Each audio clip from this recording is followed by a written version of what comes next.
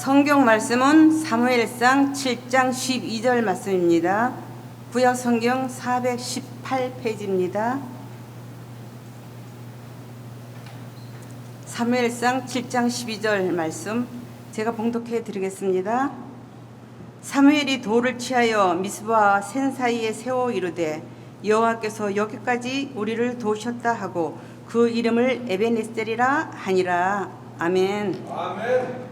이 시간 우리 사요성교에 나오셔서 찬양으로 하나님께 영광 돌리겠습니다.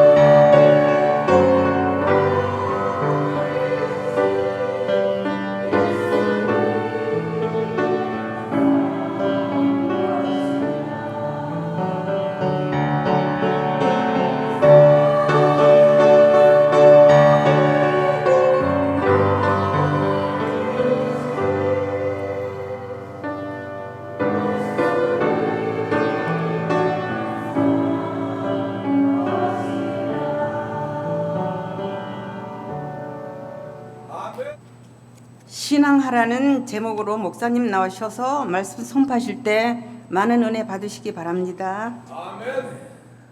할렐루야. 아멘. 우리 사야성교에 다 나오셔서 하나님께 이렇게 헌신 예배를 들어 주었습니다. 감사드리고요. 여러분 오늘 설교 제목이 뭡니까? 신앙하라. 신앙하라. 따라서 신앙하라. 신앙하시기 바랍니다. 여러분 밥 지을 줄 아세요? 밥. 밥 지을 줄 모르세요? 아무도 끄떡끄떡 떠나고 대답도 안 하고. 특별히 여기 사여성교에 앉아 있는데 밥을 잘 지으실 것 같아요, 그죠? 아주 밥을 잘 하시는 분들이 우리 사여성교에 포함이 된 것 같습니다. 밥을 어떻게 지죠? 밥은요 옛날에는 좀 어려웠어요. 옛날에는 그 쌀에 돌이 있잖아요, 그죠? 그냥 밥을 지으면 안 됩니다. 먼저 복조리를 가지고 물을 넣고 휘휘 저어가면서 쌀을 다 건져냅니다. 그렇죠? 그리고 돌을 골라내죠. 그리고 쌀을 잘 씻어서 가마솥에 넣습니다. 물을 붓고 손가락을 쫙 펴가지고 뭘 대중해야 돼요? 물 대중을 해야지. 손가락을 집어넣을 때 그냥 이렇게 얌전하게 안 집어넣고 꼭 이렇게 벌려서 집어넣나 모르겠어요. 샥 벌려가지고 물 대중을 다 한 다음에 그 다음에 솥뚜껑을 닫고 옛날에는 아궁이에다가 불을 뗐습니다. 그렇죠? 아궁이에다가 불을 떼서 밥을 지었어요. 근데 요즘에는 참 간단합니다. 요즘 뭐가 있어요? 아궁이에 불을 떼서 밥을 하는 분 안 계시죠? 전기밥솥이 있습니다. 전기밥솥이 있어서 편하게 쉽게 그렇게 밥을 만들죠. 밥솥에 눈금이 있어요. 그래서 몇 컵에 물은 여기까지 하세요. 그렇게 다 눈금이 다 되어 있습니다. 그래서 그렇게 하라는 대로 해가지고 뚜껑 닫고 취사만 누르면 누구든지 쉽게 밥을 해 먹을 수 있습니다. 그렇다면 여러분 물어보겠습니다. 밥을 그렇게 잘 하신다면 그 밥을 하는 데 있어서 쌀이 필요한데 쌀이 어떻게 수확되는지 잘 아시나요? 언제 모짜리를 하는지, 언제 모내기를 하는지, 농약은 어떻게 쳐야 하는지, 피는 어떻게 뽑아야 하는지, 수확은 언제 어떻게 해야 하는지 다 아시지요? 밥을 잘 하신다면서요. 밥을 잘 하니까 이런 것도 잘 알아야 합니다. 모르시는 분도 좀 있으신 것 같아요. 전기밥솥으로 밥을 짓지 않습니까? 그러면 전기밥솥의 원리를 잘 알고 있나 모르겠어요. 어떤 원리로 전기밥솥에서 밥이 되는지 그 원리를 좀 알아야지. 밥을 잘 한다면서요. 이 정도는 알아야지 않겠습니까? 그런데 그렇지 않죠. 그렇죠? 대부분은 그렇죠. 이런 건 몰라도 돼야 한대요. 몰라도 괜찮아요. 그래도 밥을 잘 만들어 먹을 수 있습니다. 물론 알면 좋죠. 그러나 꼭 알아야 할 필요는 없는 겁니다. 제가 자동차 운전을 하는데 경력이 26년도 넘었어요. 오래 끌었죠. 제 나름대로 그래도 운전은 잘한다고 생각을 합니다. 심지어는 제가 가지고 있는 면허증이 일종 보통이에요. 일종 보통. 다들 있나요? 일종 보통. 그래서 승합차도 운전할 수 있어요. 그러면 26년이나 자동차를 운전하고 다녔다면 자동차에 대해서 잘 알까? 몰라요. 그냥 운전만 하고 다니는 거예요. 오일을 갈아야 할 때가 언젠가 그 정도 알아요. 운전을 잘하기 위해서 자동차에 대해서 잘 알아야 하나? 알면 좋지만 꼭 알아야 할 필요는 없는 거예요. 그래도 자동차를 운전하고 다니는데 아무런 문제가 없습니다. 제가 말씀드리고 싶은 것은 하나님을 믿는 것도 마찬가지라는 겁니다. 신앙이라고 하는 것이 있고 신학이라는 것이 있어요. 신앙은 무엇인가? 하나님을 굳게 믿어서 하나님의 가르침을 따르고 살아가는 것입니다. 신학이라는 것은 무엇이냐면 그 신앙을 뒷받침해 주는 거예요. 신앙에 대해서 연구를 하는 거죠. 신앙이 어떻게 생기는지, 신앙에는 어떤 종류가 있는지, 그 신앙의 성경적인 근거는 무엇인지, 올바른 신앙이란 무엇인지, 이렇게 신앙의 원리와 내용들을 연구하는 것을 신학이라고 합니다. 이처럼 신앙과 신앙은 같은 것 같이 보이지만 비슷해 보이지만 다르죠. 마치 그런 겁니다. 밥을 짓는 것은 신앙입니다. 쌀이 어떻게 수확되는지, 밥솥이 어떤 원리로 밥을 만들어내는지 연구하는 건 신학이죠.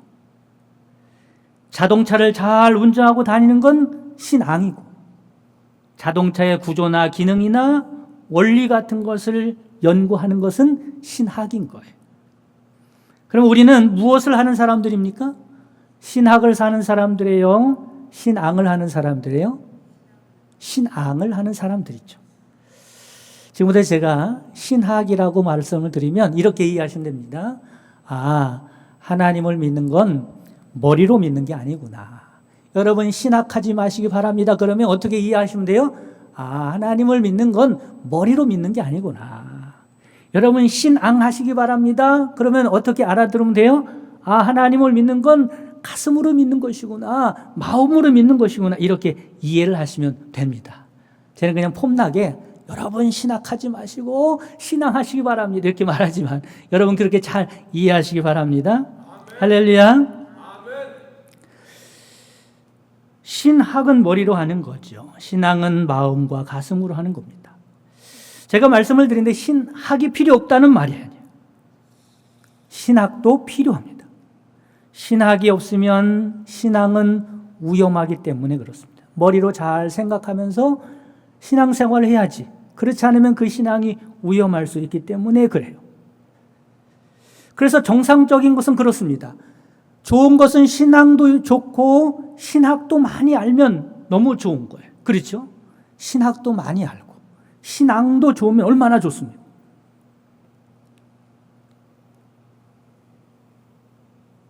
신앙과 신학이 둘 다 좋아지고 풍성해지면 더 이상 바랄 것이 없지요.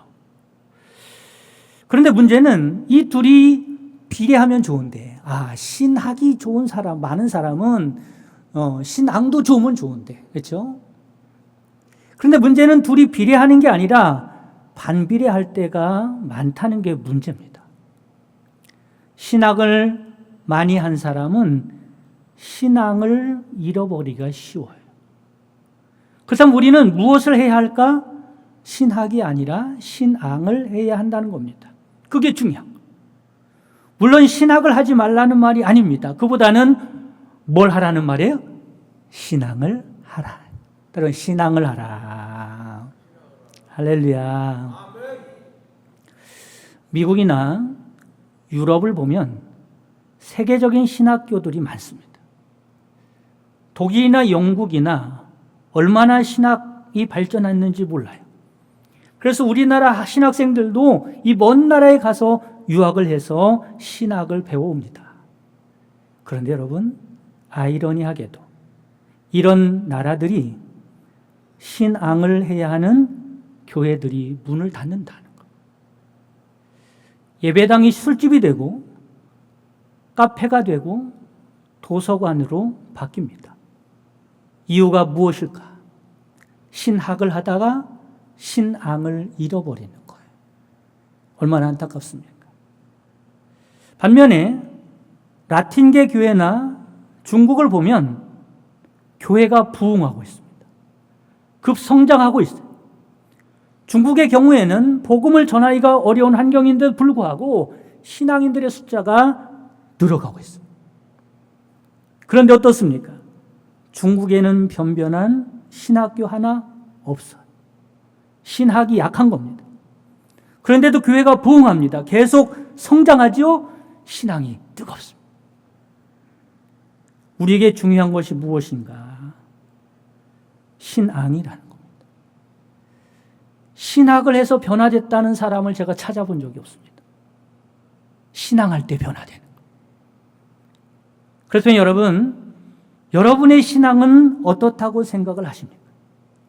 제가 왜 이런 말씀을 드리냐면 우리나라 교회도 이제 이런 경고의 말씀을 들어야 돼요. 우리나라도 신학이 많이 발전했습니다.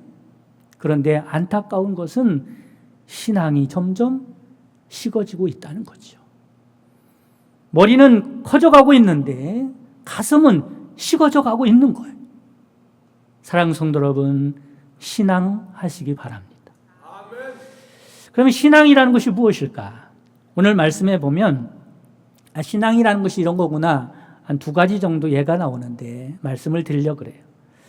오늘 본 말씀의 배경은 이스라엘 백성이 하나님의 은혜를 받기 위하여 미스바에 모여서 집회를 하는 내용이 나오고 있습니다.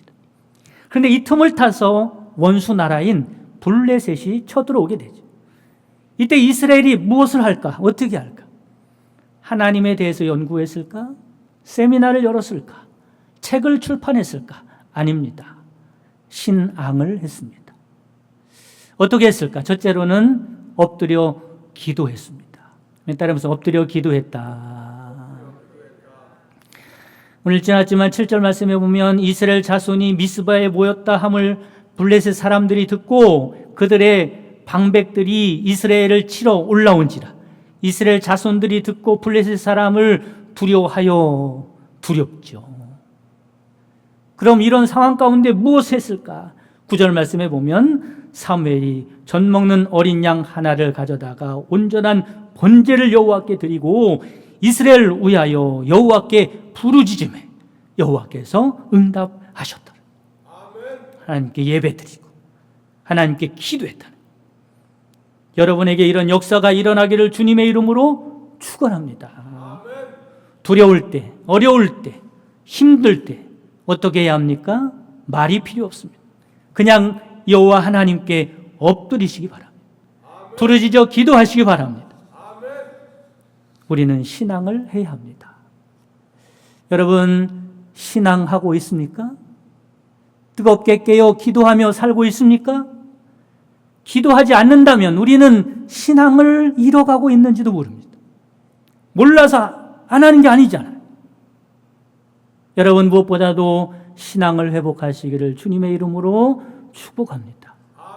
지금 우리에게 필요한 것은 신앙입니다. 신앙이 중요하죠. 월남전에서 있었던 일이랍니다. 경상도 출신 소대장, 그러니까 소대장이 경상도 사람이에요. 소대원들을 이끌고 전쟁터로 나가게 되었습니다. 전쟁터로 나가기 전에 소대장이 그 대원들한테 작전을 내리죠. 만약에 가다가 베트공을 만나게 되면 내가 엎드려! 라고 말할 테니까 그때는 전 소대원들이 납작 엎드려야 한다. 이렇게 작전을 짰습니다. 정말로 소대원들을 이제 데리고 가고 있는데 베트공이 나타난 거예요. 그런데 소대장이 너무 당황한 나머지 엎드려라고 해야 하는데 경상도 사투리가 튀어나온 거예요. 수구리! 수구리! 소대원들이 이게 무슨 말인가 도대체. 알아듣지 못한 소대원들은 베트공에 쏘는 총에 맞아서 몇 명의 소대원들을 잃고 말았어요. 소대원들이 소대장에 그럽니다. 수구리가 뭡니까? 수구리가. 다음에는 좀 정확하게 작전을 내려주세요. 라고 말합니다. 그래서 소대장이 알았다고 했죠. 다시 적진을 향해서 가고 있는데 이번에는 더 많은 베트공들이 나타난 겁니다. 소대장이 더 깜짝 놀라서 튀어나왔다는 말이 아까면 치러! 아까면 치러! 그래서 또 소대원들, 못 알아들었던 소대원들 몇 명을 잃고 말았다는 이야기입니다. 여러분, 알아듣고 못 알아듣고가 무슨 소용입니까? 적군이 나타나면 말할 것도 없이 어떻게 돼요? 엎드려야지. 우리도 마찬가지입니다. 생각하고 말고 따지고 말고 할 게 어디 있습니까? 우리는 무조건 하나님 앞에 엎드려야 할 줄 믿으시기를 간절히 바랍니다. 그게 우리의 살 길이기 때문에 그렇습니다. 여러분, 신앙하시기 바랍니다. 두 번째는 무조건 감사했다는 거죠. 한번 따라해보세요. 무조건 감사했다.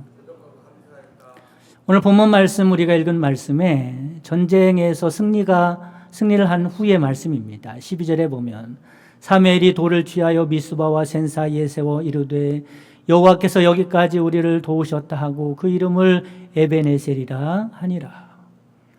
여기서 에벤에셀이라는 말은 하나님이 여기까지 도우셨다는 뜻이죠. 지금 무엇을 하고 있는 겁니까? 하나님께 감사를 하고 있는 것. 여러분, 오전에 제가 말씀을 드렸듯이 정말로 우리가 하나님을 믿는 사람이라면 범사에 감사하는 사람이 되어야 할 줄 믿으시기를 바랍니다. 그게 하나님을 믿는 거예요. 왜 그렇습니까? 우리가 하나님의 뜻을 믿기 때문이죠. 이런 복음성가가 있어요. 그리 아니하실지라도 감사해요. 왜냐하면 주님 뜻을 믿기 때문이죠. 그리 아니하실지라도 사랑해요. 합력하여 선을 이루어요. 언제나 나를 향한 신실한 사랑, 우리를 향한 그 크신 사랑, 우리가 함께 높이며 주를 찬양해. 할렐루야. 하나님께 영광. 국민 일부에 실린 일화입니다. 하루는 시어머니를 모시고 사는 며느리가 있었는데 그 며느리가 매일 약을 먹는 거예요. 시어머니가 궁금하죠. 그렇죠? 물어봅니다. 얘야, 그게 무슨 약이니? 무슨 약이길래 그렇게 혼자 매일 먹니? 물어봤어요. 그러니까 이 며느리가 안 가르쳐 주는 거예요.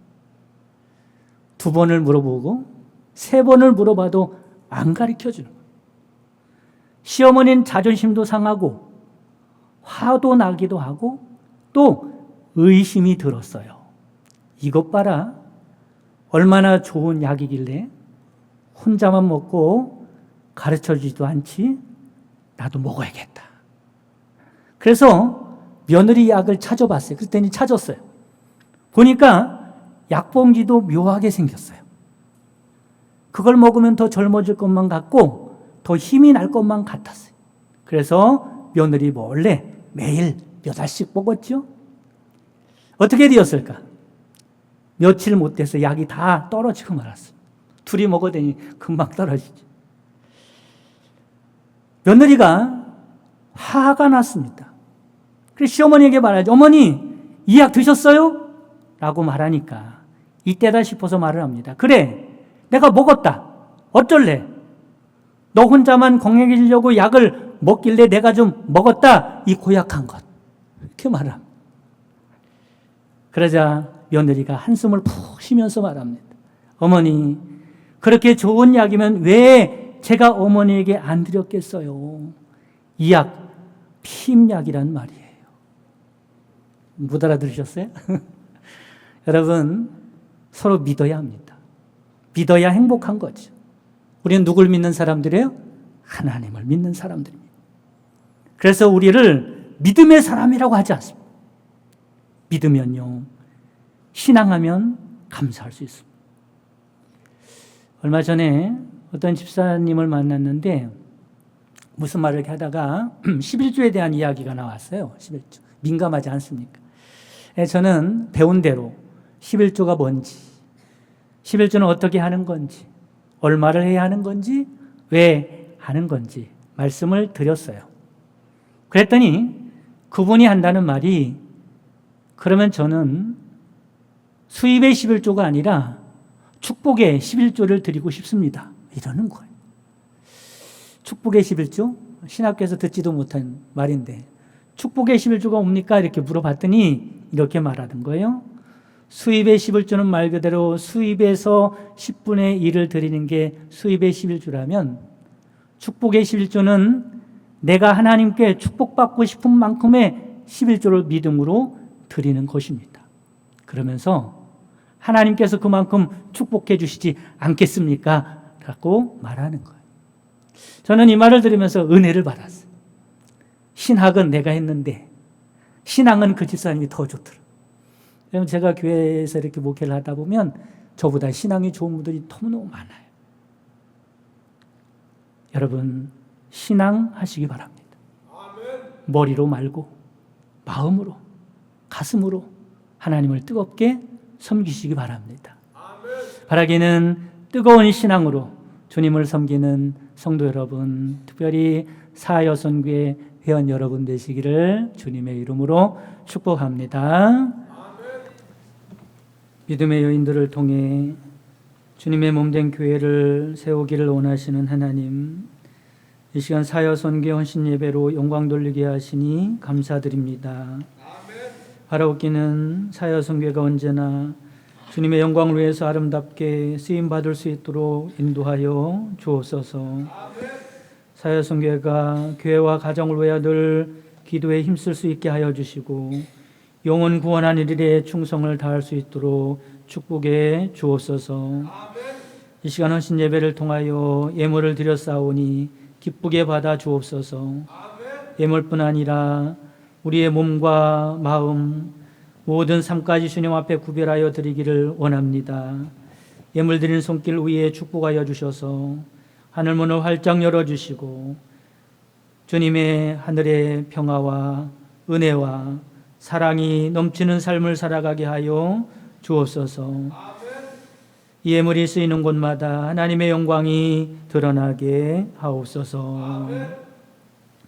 지금은 우리 주 예수 그리스도의 구속의 은총과 하나님의 크신 사랑하심과 성령님의 내주교통 충만 역사하심이 뜨거운 신앙으로 하나님을 기쁘시게 드리며 살기 원하는 모든 성도들 머리머리 위에와 오늘 헌신 예배를 드리는 사여선교회 위에 지금부터 영원까지 함께 계시기를 주님의 이름으로 축원하옵나이다.